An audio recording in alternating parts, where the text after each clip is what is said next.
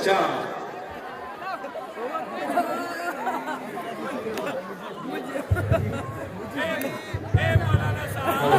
बैठ जाइए, सबको नजर आना चाहिए।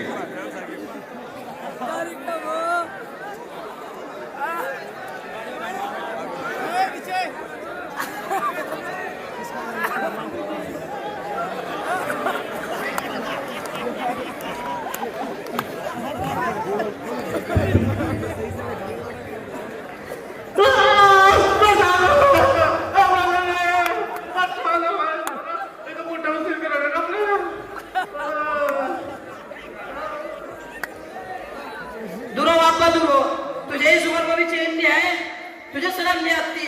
तू तो सोच रहे अगर तेरे 5 कमर में लटके पड़े फिर हो जाएंगे, देंगे मस्ती करता वहां।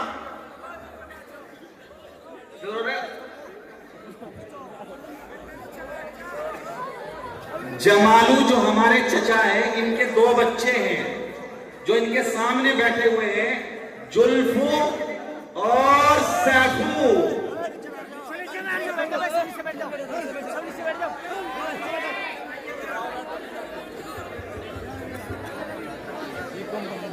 अरे बापा, तेरे को घर चैन से नहीं बैठा जाता, तुझे भी चैन नहीं है। लूडीला घर में के गाती तस्वीर तस्वीर पढ़ लू।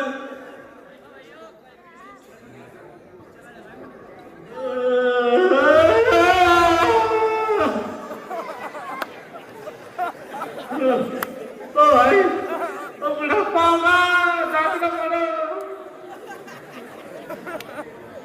कौन कहता है?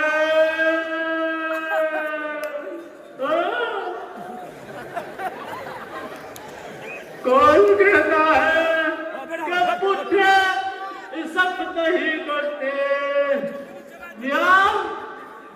इज्जत तो करते हैं मगर लोग पर शक नहीं करते।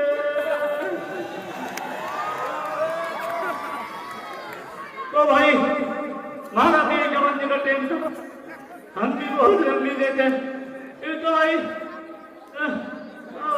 बोलने की सोच रही कि मेरे मुंह का सारा मामला यो खाती तो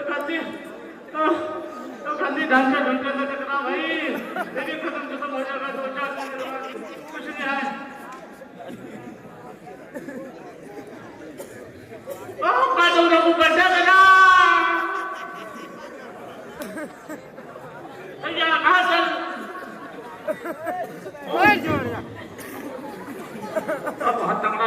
फिल्म भर रखा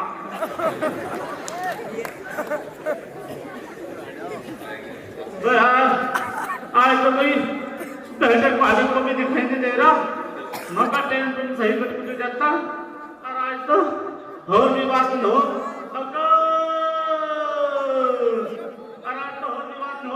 अब इनकी जात तो बीमार वो तो अपने घर गई भी। अब उसी भगवान मैंने मरे करे थी जाज को ये भी ना चाहिए। अब तो कहाँ मारने वाली थी, मतलब बात को सही मान के चलो।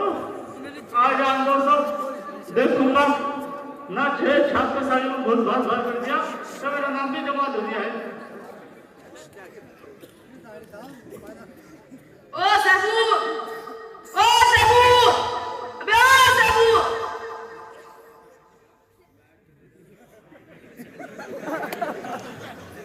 क्या हाल है, क्या बात हो गई? बस रीला कतई बह रहा होगा। आज एक मिनट का वीडियो बनी कितनी जबरदस्त हो। बे यार क्या हो यार, मेरे को तो बैठने नहीं देता। देखने पबजी गेम खेल लगा और तेरे में बीच में बोल कर सारा काम खराब करवा दिया। अब जो है चचा तो आ गए कुर्सी पर, हुक्का भी पी रहे हैं, लेकिन अब चचा की खैर नहीं, क्योंकि उधर से लट लिए हुए अम्मा आ रही है।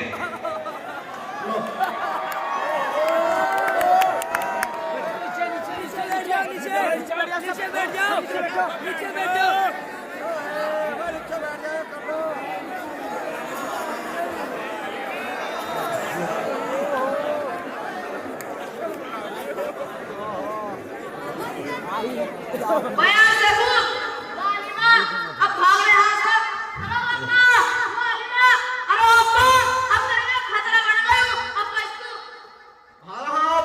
वो देखा नहीं मां, इप्पत आगू की दादी, इप्पो तो क्या बोल रहा था? अरे माँ जो अब्बा तेरे बारे में कुछ कह रहा था, आपका 6 साल तेरे में घुस छोड़ दूंगा। माँ से बची अरे लुटू क्या बापा वाले पेड़ के तक पे उते गली कटे घुस कर जाना मैं लेकिन तुम की ठाकी पड़ गई कौन सी तीर मारा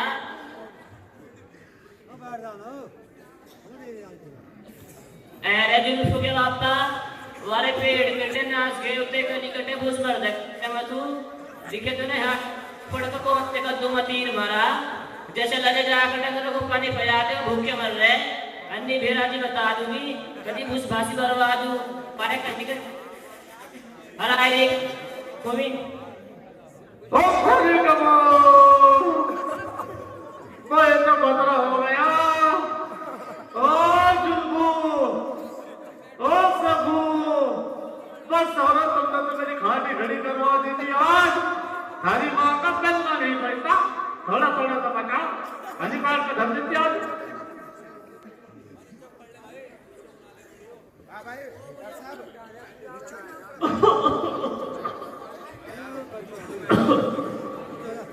भाई थोड़े नीचे कर लो बना लो।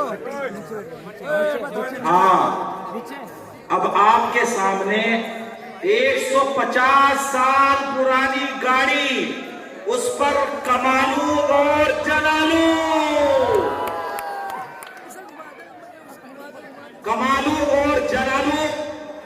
आपके सामने आ रहे हैं।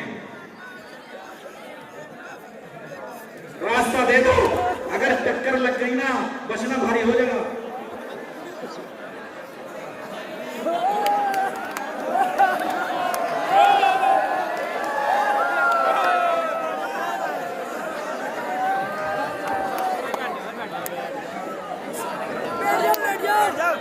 कुर्सी दे दियो कुर्सी यहाँ से छा लो बैठ जाओ भाई सभी बैठ जाओ सबको नजर आएगा।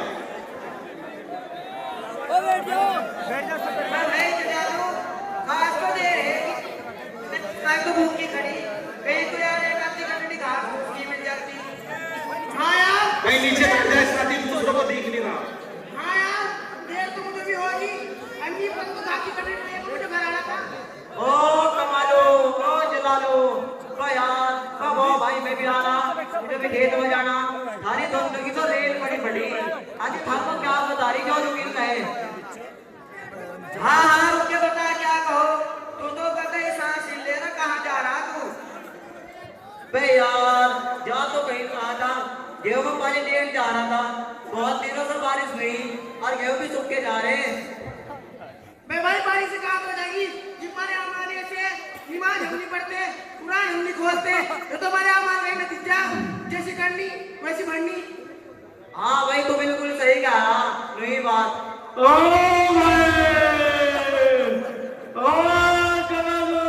कमालू और घसीट के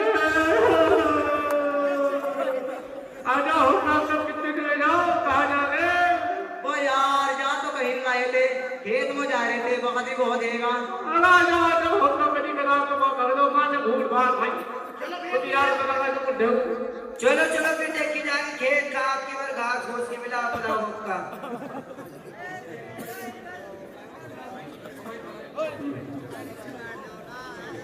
नीचे हो जाओ वो भाई नीचे आगे से हाथ उठा लो ऊपर आगे से नीचे बैठ जाओ नीचे हो जाओ भाई नीचे हो जाओ।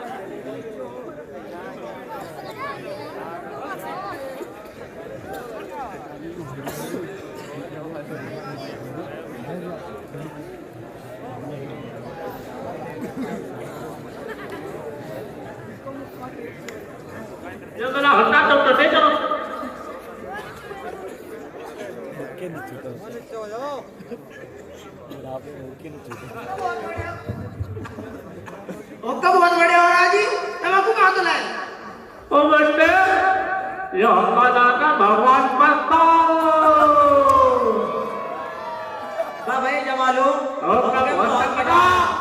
भाई बैठक बहुत क्यों तो मुंडोगी ऐसे देखी हमको देखना चला भाई जमालो और क्यों बहुत मजा आ रहा कहाँ तो आना था तो बता तो दिया भगवान पर तो ये तुझे भी कम सुनाई दे रहा जो तो ज्यादा गुड़ गुड़ बोल रहा और भाई ये तो ठंडा होगा, दूसरा मकाना खा लियो। जुल्बू ओ सबू, बस सारा सब मोबाइल ही देखो जाओगा। तुमने क्यों नाक का दम दे रखा मेरे? बस ऐसे ना भगवान हो जाता है किसी को भी। तुम काम के ना काज के, हर दुश्मन हो रहे काज के, खा खा कर पेटों से हो रहे सहरे के जैसे ढोलक। दुनिया पता चले 1 साल तक न्याय महीने में पकड़ता सारे खा खा के ढोलक हो रहे। ये पढ़े हुए इनके लिए पानी पुनी ले आओ और उसने भेजो अपनी उसको, वो आप कर दी फिर आपका बनवाइयो। यार सबू, मैं तो टिकटॉक में मंड रहा, ये वो आपका चैनल लैंड करता, मैं नहीं जा रहा। यार तुमको मुझे तो पबजी गेम में ढेर मजा आ रहा, मैं भी जाता।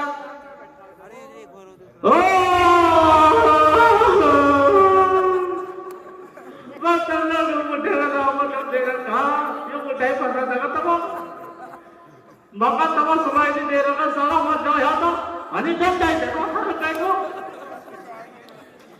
सारा भरना हो गया जल्दी। यार ये बुड्ढा तो ठीक करना रहेगा और कुछ नहीं, यो आपका हटे भड़बड़ी करता रहो। हाँ सही कह रहा तू, ये बूढ़े तंग गंदे हुई रह गया। जब जल्दी इस बूढ़े काम करो फिर मोबाइल देखोगे।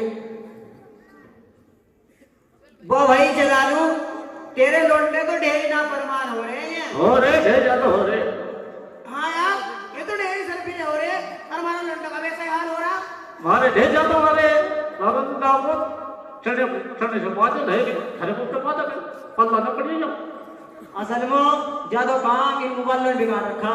ये सारे आजकल के लौंडे इन मोबाइलों में घुसको नमाज रोजे भूल गए, अपने माँ बाप की नाफरमानी करने लगे। इनका क्या हाल होगा? किसी मौलवी से इस बारे में पूछ पाछ लो। हाँ भाई न्यारे बोल के बाद में इन तो पूछ पाछ बता दो कुछ। अस्सलाम वालेकुम व रहमतुल्लाहि व बरकातहू। क्या कहा इस्लाम? ओ इस्लाम तो अपनी सांस तो गया वहाँ बोलिए आया। अरे अब्बा सलाम कर रहे सलाम। सलाम कर ले। वालेकुम सलाम रहमतुल्लाह बरकातहू। आप सबके क्या हाल है? चाल अरे भाई चाल जल्दी के बढ़ के बुढ़ापे को दिखा नहीं क्या हाल पड़ा। यहाँ से लेकर यहाँ तक कुल्ली टूटी पड़ी जाते कोई। अरे बाबा ये हाल मालूम कर रहे, हाल क्या हाल है? हाल मालूम कर ले कहाँ का मदरसे का हाल? अच्छा भाई बता ठीक हो तब सुनाओ। वो भाई घसीटा जमालू आज दिख रसीद पेंडन चलो निकल नया से कदी मारी भी रसीद पेंट बांध को मारे हाथ में थमा दो। पहले तो मिट्टी मिट्टी बातें करो और फिर के मदरसे का भी ख्याल कर लेते। जी चचा ऐसी बात नहीं जैसी आप सोच रहे हैं, बल्कि हम तो बस यहाँ से गुजर रहे थे। हमने देखा कि जमालू चचा और आप लोग कुछ रंजीदा से नजर आ रहे हैं, तो सोचा कि चलो खैरियत की दरियाफ्त करते चले। अरे दो बच्चे चलो बोलने को बता चलो ये मेहमान बोलने को है भाई छोटे बच्चे के साथ। भाई सारी बात तो बहुत बढ़िया, बात तो तुमने बहुत बढ़िया बताई। अब वो यही तो दिक्कत हो गई। मुझे बता दो कि हमारा बिगड़ा मात्रा किस तरह सुधरेगा?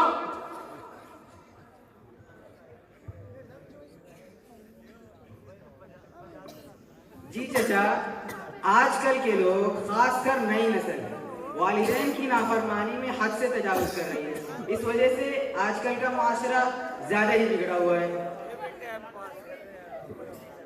अजीब मौलवी साहब, माँ बाप की खुशी हर ना खुशी और खिदमत करने में थोड़ी सी बात मुझे बता सकते ताकि हमारी नई नस्ल के जाकर और ये लोंडे सुधर जा।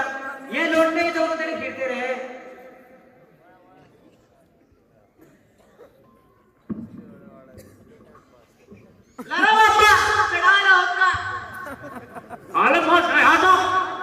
ये पाने भूखे माजे तो बस सारा पिंडा से बहुत ना पता तेरा खाट डॉक्टर ने सब माने से किसी को जी चाचा बिल्कुल, मैं आप हजरात के सामने वालिदैन की खिदमत के ऊपर कुछ बात पेश करता हूँ। नहमदुहु व नुसल्ली व नुसल्लिम अला रसूलिहिल करीम, अम्मा बअद, फअऊज़ु बिल्लाहि मिनश शैतानिर रजीम, बिस्मिल्लाहिर रहमानिर रहीम, व क़ज़ा रब्बुका अल्ला तअबुदू इल्ला इय्याहु व बिल वालिदैनि इहसाना, व क़ाला an-नबिय्यु सल्लल्लाहु अलैहि व सल्लम अल-जन्नतु तहत अक़दामिल उम्महात औ कमा क़ाला अलैहि अस्सलातु वस्सलाम। मेरे मोहतरम बुजुर्गों, दोस्तों, वालिदैन अल्लाह तबारक व तआला की एक अजीम नेमत है। उनका साया औलाद के लिए बाइस रहमत है। उनका अंदाज सराफा शफ़क़त है। हर एक पर लाजिम उनकी इताअत है। जिसकी भी जिंदगी में वालिदैन की खिदमत है वो बड़ा ही बाअज़मत है। उसी के लिए अल्लाह तबारक व तआला की क़ुर्बत है, इसलिए कि उनके कदमों तले जन्नत है। यही फरमान खुदा और पैगाम रिसालत है। मेरे मोहतरम बुजुर्गों और दोस्तों, वालिदैन अल्लाह तबारक व तआला की एक अजीम नेमत है। इसलिए अल्लाह तबारक व तआला ने अपने हक के साथ वालिदैन के हक को अदा करने का हुक्म दिया। चुनांचे कभी तो फरमाया व क़ज़ा रब्बुका अल्ला तअबुदू इल्ला इय्याहु व बिल वालिदैनि इहसाना इम्मा यबलुगन्ना इंदकल किबरा अहदुहुमा औ किलाहुमा फला तक़ुल लहुमा उफ़ वला तनहरहुमा वक़ुल लहुमा क़ौलन करीमा वख़्फ़िद लहुमा जनाह अज़्ज़ुल्लि मिनर रहमा वक़ुल रब्बि इरहमहुमा कमा रब्बयानी सग़ीरा। यानी अल्लाह के अलावा किसी की इबादत न करो और वालिदैन के साथ हुस्न सलूक करो। उनमें से एक या दोनों बूढ़े हो जाए तो उनको उफ तक भी मत कहो, उनको मत झिड़को, उनके साथ नर्म और अच्छी गुफ्तगू करो, उनके सामने नरमी और मोहब्बत के बाजू झुका दो और उनके लिए अल्लाह तबारक व तआला से दुआ करो कि अल्लाह उन पर अपनी रहमत नाज़िल फरमा, जैसा कि उन्होंने बचपन में मुझे प्यार से पाला है। तो पता चला कि अल्लाह तबारक व तआला ने अपने हक के फौरी बाद वालिदैन के हक को अदा करने का हुक्म दिया। और ये एक जगह नहीं बल्कि जगह जगह पर वालिदैन की खिदमत और फरमाबरदारी का हुक्म दिया। चुनांचे सूरह निसा में वअब्दुल्लाह वला तुशरिकू बिही शैअन व बिल वालिदैनि इहसाना फरमाया। तो सूरह अनकबूत में ववस्सैना इंसाना बिवालिदैहि की तरगीब दी। तो सूरह लुक़मान में अल्लाह तबारक व तआला ने अपने हक अपने शुक्र के साथ वालिदैन का शुक्र अदा करने की तालीम देते हुए अनिश्कुर ली व लिवालिदैन फरमाया। वालिदैन के मकाम और मर्तबे से आगाह करने के लिए रब्बे रहमान ने अपने कुरान में बनी इसराइल से लिए हुए अहद का तज़किरा फरमाया। वइज़ अख़ज़ना मीसाक़ बनी इसराइल ला तअबुदूना इल्लल्लाह व बिल वालिदैनि इहसाना। मेरे मोहतरम बुजुर्गों और दोस्तों, वालिदैन का मकाम और मर्तबा बहुत बुलंद है। यही वजह है कि उनकी खिदमत और फरमाबरदारी की बार बार तालीम दी गई। उनके लिए दुआ करने का तरीका सिखाया गया और नबी रहमत हजरत मोहम्मद रसूलुल्लाह सल्लल्लाहु अलैहि वसल्लम ने उनके कदमों तले, माँ के कदमों तले जन्नत होने की बशारत दी। रज़ाए इलाही को उनकी रज़ा पर मौकूफ किया। उनकी तरफ निगाह मोहब्बत डालने को भी मकबूल हज के बराबर करार दिया। उनकी खिदमत को जिहाद से भी अफजल करार दिया। क्या ही बेहतरीन इरशाद फरमाया हमारे आका शहंशाह कौनो मका हजरत मोहम्मद मुस्तफ़ा सल्लल्लाहु अलैहि वसल्लम ने क्या अल वालिदु औसतु मिन अबवाबिल जन्नह। तो दूसरी जगह इरशाद फरमाया अल जन्नतु तहत अक़दामिल उम्महात। क्या ही बेहतरीन इरशाद फरमाया। किसी शायर ने क्या ही खूब कहा है, जहाँ के रब ने माँ को अज़मत कमाल दी, जहाँ के रब ने माँ को अज़मत कमाल दी, उसकी दुआ में आई मुसीबत भी टाल दी। हदीस पाक में माँ की ऐसी मिसाल दी, हदीस पाक में माँ की ऐसी मिसाल दी कि जन्नत उठा के माँ के कदमों में डाल। बस यही चंद बातों पर अपनी तकरीर को खत्म करता हूँ। अमा अलैना इल्लल बलाग। अजी मौलवी साहब, नाम तो मेरा रसिक था, लेकिन मैंने कहो कि तुमने माँ बाप की नाफरमानी के ऊपर तो पढ़ा बात बताइए, लेकिन इन लोगों को कुछ मोबाइल के नुकसान के बारे में बता दो, तारा आसान नहीं लगा। जी चचा, मैं आपके सामने मोबाइल के नुकसान शुरू करता हूँ। बिस्मिल्लाहिर्रहमानिर्रहीम। हामिदन व मुसल्लियन अम्मा बअद। क़ाल नबियुल करीम निअमतानि मग़बूबुन फ़ीहिमा कसीरुम मिनन नास अस्सिहत वल फ़राग़ औ कमा क़ाल अलैहि सलातु वस्सलाम। मोहतरम हज़रात, मैंने आप हज़रात के सामने यह हदीस बयान की है। इसका मफ़हूम यह है कि दो नेमतें ऐसी हैं कि जिनके बारे में इंसान धोखे में पड़ा हुआ है। एक सेहत की नेमत और एक फरागत यानी वक्त के खाली मिल जाने की नेमत। और इंसान इन दोनों चीजों की कदर नहीं करता। खास तौर से हमारी नई नस्ल के नौजवान आजकल इल्म अमल से बेजार और कोसों दूर है और अपना कीमती वक्त लायानी चीजों यानी खास तौर से मोबाइल में खर्च करते हैं। मेरे प्यारे भाइयों और बुजुर्गों, इस मोबाइल ने इंसान को अपना गिरविदा बना लिया, अपना आशिक बना लिया, अपना आदी बना लिया और इससे बढ़कर कहूँ तो इस मोबाइल ने आज खुद को आका, यूजर और इस्तेमाल करने वाले को गुलाम बना दिया, खुद को हाकिम और सामने वाले को महबूब बना दिया, खुद को गालिब और सामने वाले को मगलूब बना दिया। हाय अफसोस कि इंसान इसके पीछे पड़ा हुआ है, इसके पीछे लगा हुआ है और इसकी इताअत और फरमाबरदारी पर मजबूर है। मेरे प्यारे भाइयों, इस दुनिया में इस मोबाइल की वजह से न जाने कितने फसादात बर्पा हुए, न जाने कितने फितना रूनुमा हुए, न जाने कितनी जिंदगियां तबाह हो गई, न जाने कितने घर उजड़ गए, न जाने कितने माँ की बेटियां सुपुर्द खाक हो चुकी, न जाने कितने बाप की लाडलियां बेवा हो गई, न जाने कितने भाइयों की इज्जत को दागदार कर दिया गया, न जाने कितने दादा की पोतियों से खिलवाड़ करके उनको सरेरा धकेल दिया गया जिनका कोई पुरसाले हाल नहीं बना। गौर किया गया तो मालूम हुआ कि इस सारे बिगाड़ की जड़ यही मोबाइल निकला। मेरे अजीजों, आज हजारों लोग जो इस मोबाइल की बुनियाद पर सलाखों के पीछे अपना वक्त गुजार रहे हैं, जरा उनसे पूछो, उनके दर्द को महसूस करो, उनकी तकलीफ जानने की कोशिश करो कि इस मोबाइल की बुनियाद पर किस इस्तिराब बेचैनी के आलम में है कि अंदाजा नहीं लगाया जा सकता। मेरे प्यारे भाइयों और बुजुर्गों, मैं अपनी बात को समेटने की कोशिश करता हूँ।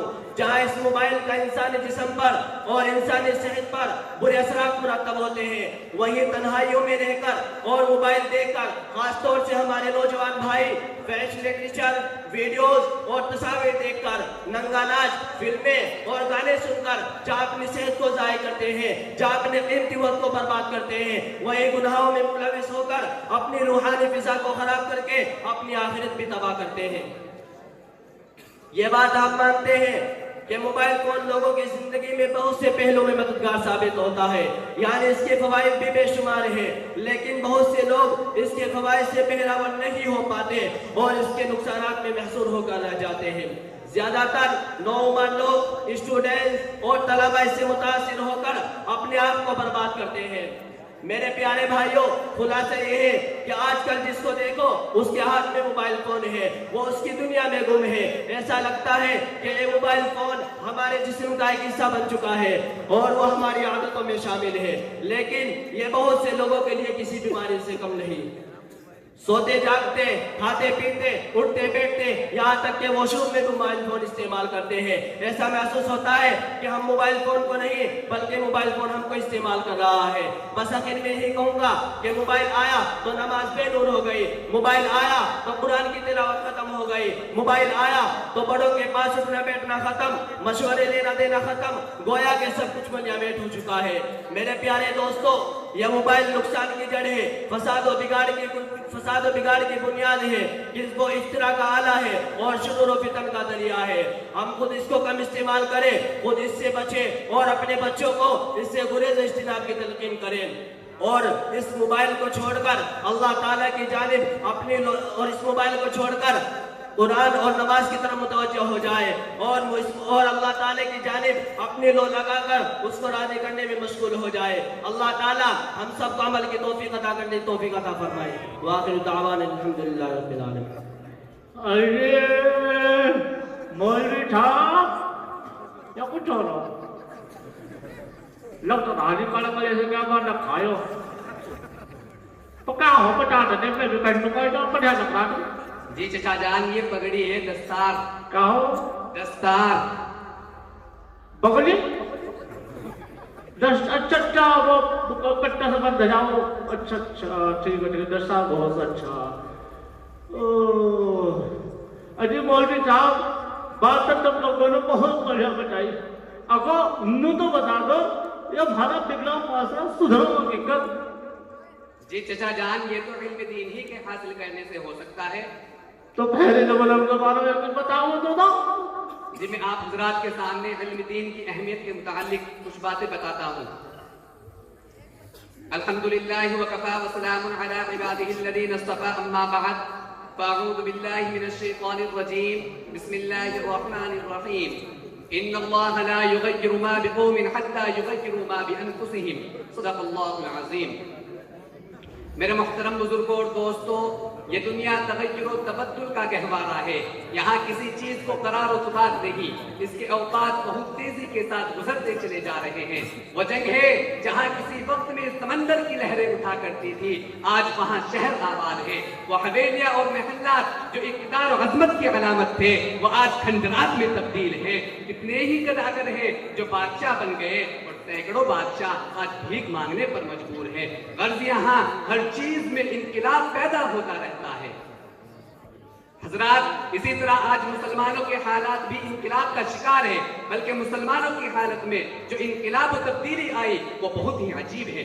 ये अफसाना बहुत ही इबरत अंगेज है। जिस तरह उन्होंने अपने दौर अव्वल में बड़ी तेजी के साथ हफ्त इक़लीम को मुसख्खर किया था और जिस सुरअत के साथ उरूज और तरक्की हासिल की थी, आज भी नहीं उसी तेजी के साथ और सवाल है। कभी उनका सितारा इकबाल सुरैया से भी ज्यादा बुलंद था, लेकिन अब वो बेहद गिरती हुई हालत में है। जिन्होंने कभी जहालत की तारीकियों में भटकती हुई इंसानियत को तहजीब और तमद्दुन से आशना किया था, आज उनकी हालत यह है कि ना उनके पास इल्म है और ना अमल। चारों तरफ उनके इल्मी और अमली इखलास का मातम किया जा रहा है। वो मुसलमान जिनकी हैबत से शेरों के दिल कलेजे में दहल जाते थे, आज उनके लिए जमीन को तंग किया जा रहा है, उन्हें घेरा जा रहा है, दबाया जा रहा है।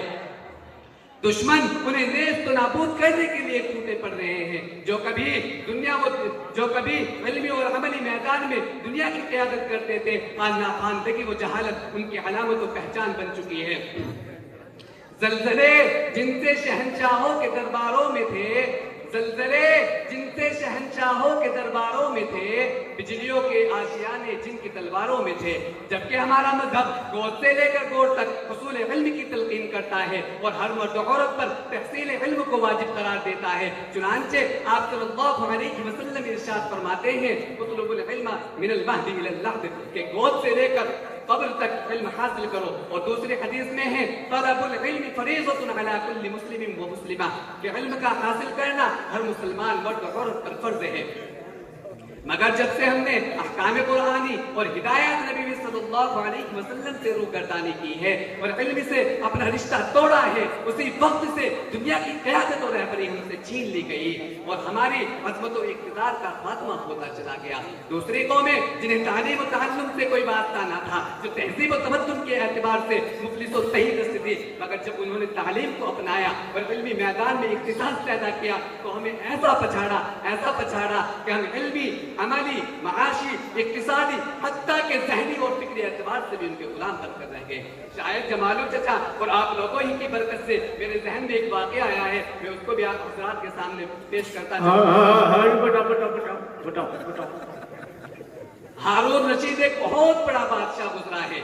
उसने अपने गुलाम से कहा, ओ मेरे गुलाम, तू बाजार जा और बाजार से एक बांदी खरीद कर ला। पहले बांदियों के बाजार लगा करते थे, औरतें बिका करती थी, तो गुलाम बाजार गया और बाजार से एक बांदी के बजाय 2 बांदी खरीद कर ले आया। बादशाह ने पूछा, ओ मेरे गुलाम, मैंने तुझे एक बांदी लाने को कहा था, लेकिन तू तो एक की बजाय 2 लेकर आ गया, ये तो फजूल खर्ची हुई ना। तो गुलाम ने जवाब दिया कि हुजूर 2 बिक रही थी, एक काली थी और एक गोरी। मैंने सोचा कि अब तक हुजूर को गोरी पसंद आ जाए, हुजूर गोरी को रख ले, या क्या पता हुजूर को काली पसंद आ जाए, हुजूर काली को रख ले। हुजूर मैं तो दोनों ही ले आया हूँ, जो उनसे आप चाहे पसंद फरमा ले। बादशाह कभी गोरी को देखे, कभी काली को देखे, कभी काली को देखे, कभी गोरी को देखे। अभी बादशाह देख ही रहा था कि इतने में गोरी आगे बढ़ी और कहने लगी कि बादशाह सलामत, फैसला बाद में करना, पहले मेरी एक बात सुन लेना। बादशाह इसी चीज का मुंतजिर था, तो बादशाह ने फौरन कहा, सुनाओ क्या कहना चाहते हो। तो गोरी आगे बढ़ी और कहने लगी और अपने अल्फाज में कहने लगी, मोती सफेद है और कीमत है उसकी लाखों, और करो एला जो काला कीमत में ढेर पालो। हुजूर मोती सफेद होता है और बड़ा लाखों करोड़ों का मिलता है। हुजूर कोयला काला होता है, 100-200 रुपए में पूरा कट्टा भर लाओ, कोयले की क्या औकात है। बादशाह बोला, बात तो ठीक है। बादशाह ने पूछा, एक लो तुझे भी कुछ कहना है। तो काली भी आगे बढ़ी और अपने अल्फाज में कहने लगी, है मुश्किल नापा काली कीमत में बेशुहाली, और रुई सफेद है जो कीमत में ढेर पाली। हुजूर मुश्किल ना तो काली होती है और 30,000 रुपए तोला मिलती है। हुजूर रुई सफेद होती है तो 200 रुपए में पूरा लिहाज बना लो, रुई की क्या औकात है। बादशाह बोला बात तो तेरी भी ठीक है। तो गोरी आगे बढ़ी और कहने लगी बादशाह सलामत, आपने कुरान नहीं देखा? अल्लाह तबारक व तआला कुरान पाक में फरमाते हैं जब मतलब ये सुबुजू के क़यामत के दिन नेक लोगों के चेहरे सफेद और बद लोगों के चेहरे काले और स्याह होंगे। तो गोरी अपने अल्फाज में कहने लगी अल्लाह के नेक बंदों के मुंह सफेद होंगे और दोज़खी जो होंगे मुंह होंगे उनके काले। तो काली क्या कहती है? हुजूर आंखों की काली पुतली है नूर का वो चश्मा और आंख की सफेदी है नूर से वो खाली। हुजूर आंखों की काली पुतली से नजर आता है, अगर काली पुतली फोड़ दो तो सफेदी बेकार है। बादशाह बोला बात तो तेरी भी ठीक है। तो गोरी आगे बढ़ी और कहने लगी बादशाह सलामत, आपने कुरान देखा है? तो बादशाह ने जवाब दिया जी देखा है। कागज कैसे हैं कि सब सफेद है? तो गोरी कहने लगी कागज सफेद है सब कुरान पाक वाले, कागज सफेद है सब कुरान पाक वाले। तो काली क्या कहती है? हुजूर उन पर जो लिखे हैं कुरान के हर्फ काले। हुजूर कागज ही तो सफेद है बट लिखा हुआ तो काला है। तो गोरी कहने लगी कि जिस दिन नबी पैदा हुए वो दिन बड़ा मुनव्वर था। तो गोरी कहने लगी मीलाद का जो दिन है वो रोशन दिन यकीन है। तो काली क्या कहती है? हुजूर मेराज की जो शब है वो काली है या नहीं है। उस रात बतौर मेहमान के अल्लाह तबारक व तआला ने आप सल्लल्लाहु अलैहि वसल्लम को अर्श पर बुलाया तो वो रात कैसी थी? काली। तो गोरी आगे बढ़ी और कहने लगी कि हुजूर बस अब फैसला कर दो कि कन्नों को रखनी है या मुझगोरी को रखना है। तो गोरी कहने लगी इंसाफ कीजिएगा कुछ सोचिएगा प्यारे, सूरज सफेद रोशन तारे सफेद सारे। तो काली भी कहती है हाँ हुजूर मैं भी तैयार हूँ, फैसला कर दो। हाँ सोचिएगा आका हे आका लो वाले, काबे का गिलाफ काला हजरत बिलाल काले। काबे का गिलाफ भी काला है और हजरत बिलाल भी काले थे। तो गोरी आगे बढ़ी और कहने लगी नबी का चेहरा बड़ा मुनव्वर था। एक सहाबी फरमाते हैं कि मैंने चौधरी के चांद को देखा, फिर नबी के चेहरे को देखा, चांद में दाग नजर आया लेकिन नबी के चेहरे में कोई दाग ना था। तो गोरी आगे बढ़ी और कहने लगी रुखे मुस्तफा है रोशन दांतों में है उजाला, रुखे मुस्तफा है रोशन दांतों में है उजाला। तो काली क्या कहती है? हुजूर जुल्फे उनकी काली कमली का रंग काला। उनकी जुल्फे भी काली थी और कमली का रंग भी काला था। वाह वाह टमाटर। तो बादशाह बोला लो तू भी चुप हो जा और वो गोरी तू भी चुप हो जा। बादशाह अपने गुलाम से कहने लगा और मेरे गुलाम तू मुझे ये को बता, तू ये बांदी खरीद कर लाया है या इल्म का खजाना खरीद कर लाया है? अरे बांदी नहीं, ये तो इल्म का खजाना है, खजाना। ऐसे तू एक दो बांदी तो क्या, अगर 1000 बांदी भी ले आए तो मैं उनको भी रखने के लिए तैयार हूं। तो दोस्तों ये है इल्म का मकाम। मेरे मुसलमान भाइयों अगर दुनिया में अपना मकाम व मर्तबा अपना वक़ार व इक़्तिदार चाहते हो तो तुम्हें पढ़ना होगा, तुम्हें दीनी व दुनियावी तालीम में आगे बढ़ना होगा। तालीम की तालबियत को खत्म करके इस्लामी व असरी उलूम में इम्तियाज पैदा करना होगा। याद रखो ये जहालत व पसमानदगी तुम्हें पनपने नहीं देगी। खुदारा जहालत से निकल आइए और तालीम हासिल कीजिए। क्या तुमने अपने नबी सल्लल्लाहु अलैहि वसल्लम का फरमान नहीं सुना? उतलुबुल इल्म वलो कान बिस्सीन, कि इल्म हासिल करो अगरचे उसके लिए तुम्हें चीन ही जाना क्यों ना पड़े। मेरे दोस्तों दीन इस्लाम में इल्म की बड़ी अहमियत है। इल्म के बगैर तरक्की मुमकिन ही नहीं बल्कि महाल है। अल्लाह तबारक व तआला हम सबको इल्म नाफे और अमल सालेह की तौफीक अता फरमाए। अजी मौल साहब हमने इल्म दीन के ऊपर तो बहुत बड़े बातें बताई, इब जरा नुक बता दो जहाँ इल्म दीन बड़े हासिल होता हो कोई सी जगह मदरसे मदरसे के बारे में बता दो जहाँ हिंदी और अंग्रेजी भी हो। जी चचा जान मदारिस तो सभी अच्छे हैं और हर जगह अच्छी तालीम होती है, लेकिन मदरसा दारुल उलूम सिद्दीकिया नन्हेड़ा अनंतपुर का भी इल्मी और अमली मैदान में एक नुमाया किरदार अदा कर रहा है। मदरसा का नाम क्या बेटा? मदरसा दारुल उलूम सिद्दीकिया नलहेड़ा। इनको होगा का नाम बोला। जी जी जी जी बिल्कुल बिल्कुल जी। और इस इदारे की एक खास बात यह है कि इसमें एक ही छत के नीचे दीनी व असरी हाई क्लास तक की तालीम माहिर असातिज़ा की निगरानी में दी जाती है और तालीमी व तरबियती व रूहानी हर एतबार से बच्चों की परवरिश की जाती है। और अगर आप भी अपने बच्चों को दीन और दुनिया दोनों में कामयाब बनाना चाहते हैं तो 11 शव्वाल मुकर्रम से गाँव का 11 कपाल टमाटर पल्ले दूसरे हाली कपाल कमाल है। जी चचा जान, मेरे कहने का मतलब ये है कि 11 शव्वाल मुकर्रम यानी ईद के 10 दिन बाद से अपने बच्चों बच्चे तेज है। ओ बच्चा मुझे ऊंचा समय नहीं लगा तो कह रहा था ये बुढ़ा बट हो जा खत्म बच्चा थोड़ा क्या उठाएगा खाते ढंका ढंका था।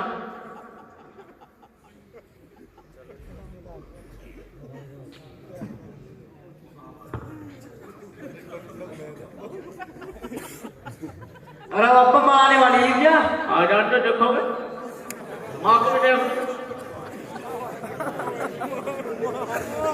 बहुत नाम तेरा खान में अरे के तोड़ तोड़ भड़वत 3 टुकड़ा कर दूंगा।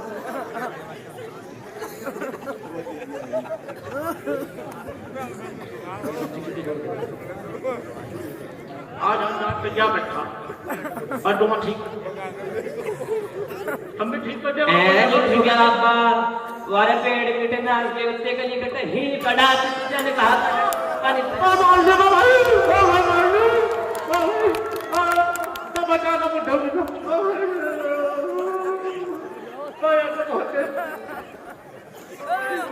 ये तो बहुत है दौड़ी घूमी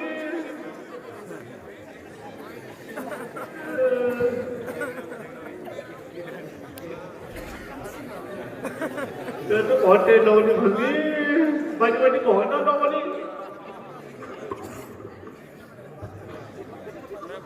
अरे जी हो गया अब्बा वारे पेड़ मीठे नाल के उत्ते कली कटे ही बड़ा तुझे कहा था पानी भया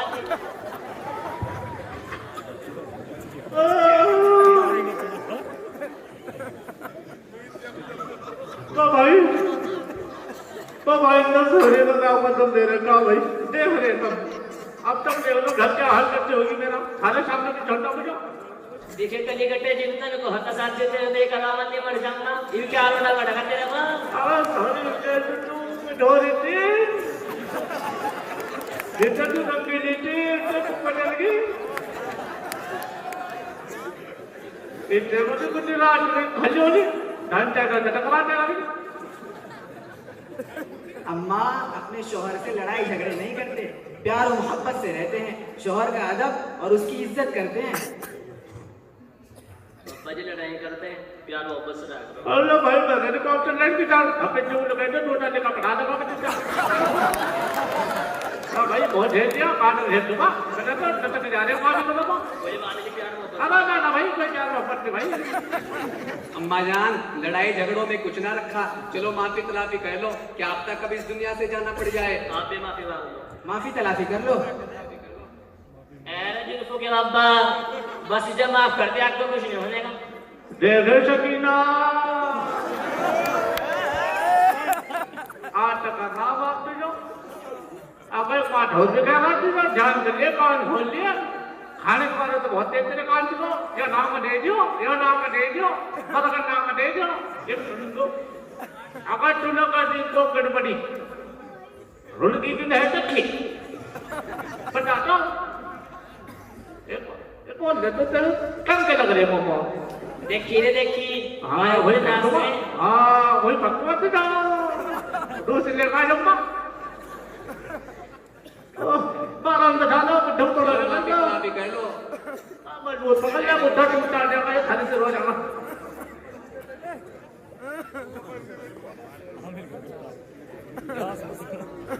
आज ठीक माफ कर दिया बंदे सब। ओ भाई प्यार मोहब्बत तो राग रो अल्लाह नहीं करते क्योंकि जब मैं तो बुढ़ा मेरे वर्ग के कितने सारे बैठे ऐसा तो हटाओ तक बताने के लिए हटाओ नहीं मैं तो ढेर ना हर सामने ढेर थी बस मैं कहूँ भाई